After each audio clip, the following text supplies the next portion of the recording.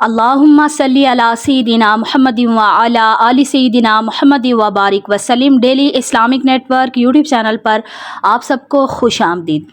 نبی پاک صلی اللہ علیہ وآلہ وسلم کو جب سفر معراج نصیب ہوا، نبی پاک نے جنت کی، آسمانوں کی سیر کی اور ہر چیز کی سیر کرائی گئی، دوزخ کی بھی سیر کرائی گئی اور تمام واقعات جو نبی پاک جب واپس آئے تو صحابہ کرام بڑے غور سے سنتے تھے۔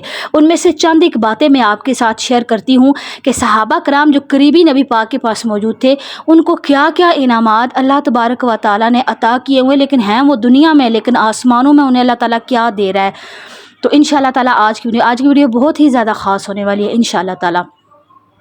نبی پاک بیٹھے ہوئے صحابہ کے درمیان بہت سارے اصحاب موجود ہیں۔ نبی پاک نے فرمایا کہ میں جنت میں گیا، میں نے دیکھا جنت میں 8 دروازے ہیں، ہر دروازے پر ایک فرشتہ کھڑا ہے اور ویلکم کی صدائیں بلند ہو رہی ہے، خوش آمدید کہا جا رہا ہے، استقبال کیا جا رہا ہے۔ تو نبی پاک نے پوچھا کہ یہ 8 دروازے کون خوش نصیب انسان ہے کہ جس کو ان 8 دروازوں میں سے جہاں سے چاہے جنت میں داخل ہو، وہ کون خوش نصیب شخص ہے؟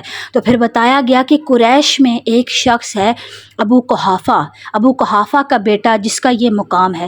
تو نبی پاک نے جب یہ فرمایا نا کہ ابو قحافہ کا بیٹا قریش کا ایک شخص ہے، فوراً سے حضرت سلمان فارسی کھڑے ہوئے اور پوچھا یا رسول اللہ صلی اللہ علیہ وآلہ وسلم وہ خوش نصیب انسان کون ہیں؟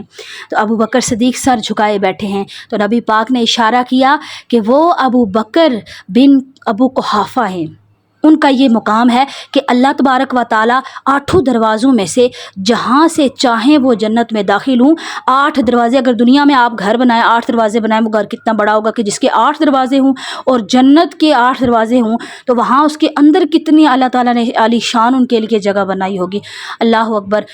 پھر نبی پاک فرماتے ہیں میں آگے بڑھا جنت میں نے دیکھا ایک بہت ہی پیارا بڑا سا محل ہے، اور جو چاندی سے، زمرد سے، سونے چاندی سے بنا ہوا ہے اور موتیوں سے، اور اتنا عالی شان محل میں نے دیکھا، اور میں نے سوچا شاید اللہ نے یہ میرے لیے بنایا ہوگا۔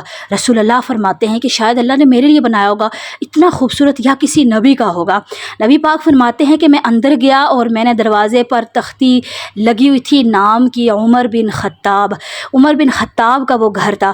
جب پوچھا نبی پاک نے کہ یہ کس کا گھر ہے، فرمایا گیا کہ یہ عمر بن خطاب کا گھر ہے۔ تو نبی پاک نے حضرت عمر کی جانب دیکھا اور مسکرائے، کہا کہ میرا دل بڑا کیا میں اندر جاؤں، عمر کا گھر دیکھوں اندر سے، لیکن میں نہیں گیا، اور میں نے حیا کی کہ کہیں عمر تھوڑا غصے والا آدمی ہے، کہیں برا ہی نہ مان جائے کہ میرے گھر میں بغیر اجازت کے کیوں گے۔ تو جب حضرت عمر نے یہ بات سنی تو چیخے مار مار کر روئے۔ پھر نبی پاک نے فرمایا کہ ہر نبی جو جنت میں ہوں گے نا ان کے ساتھی ہوں گے، اور میرا ساتھی جنت میں حضرت عثمان ہوں گے، حضرت عثمان رضی اللہ تعالیٰ عنہ جنت میں میرا ساتھی ہوگا۔ پھر فرمایا کہ جنت میں ہر نبی کے پڑوسی ہوں گے، اور میرا پڑوسی سامنے والا جو گھر ہوگا وہ حضرت علی کا ہوگا، ہم آمنے سامنے گھروں میں رہیں گے۔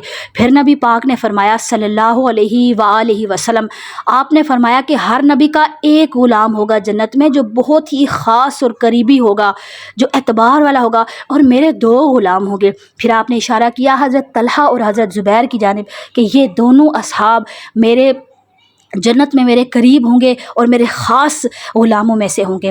پھر نبی پاک نے فرمایا کہ میں جنت میں جہاں جہاں جاتا مجھے اپنے ساتھ قدموں کی آہٹ محسوس ہوتی۔ تو میں نے پوچھا کہ یہ قدموں کی آہٹ کس کی ہے؟ تو فرمایا گیا کہ یہ قدموں کی آہٹ حضرت بلال کی ہے۔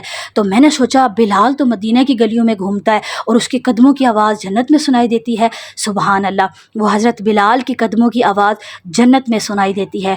پھر نبی پاک فرماتے ہیں کہ میں گیا اندر جنت میں نے دیکھا مجھے کسی انسان کے، بشر کے تلاوت قرآن پاک پڑھنے کی مجھے آوازیں آ رہی ہیں۔ تو میں حیران ہو گیا کہ جنت میں تو کوئی بشر نہیں اور تلاوت قرآن پاک کسی انسان کی آواز میں، ایسا کیسے ہو سکتا ہے؟ تو پھر میں نے پوچھا ذرا مجھے بتائیے کہ یہ قرآن پاک کون پڑھ رہا ہے؟ تو پھر بتایا گیا کہ یہ نعمان بن حارثہ کی آواز ہے، وہ تلاوت قرآن پاک دنیا میں کر رہے ہیں، آواز اللہ تعالیٰ جنتیوں کو بھی سنا رہا ہے۔ تو پھر نبی پاک صلی اللہ علیہ وآلہ وسلم نے فرمایا کہ وہ تو مدینہ پاک میں بیٹھا ہوا، اس کی آواز یہاں پر۔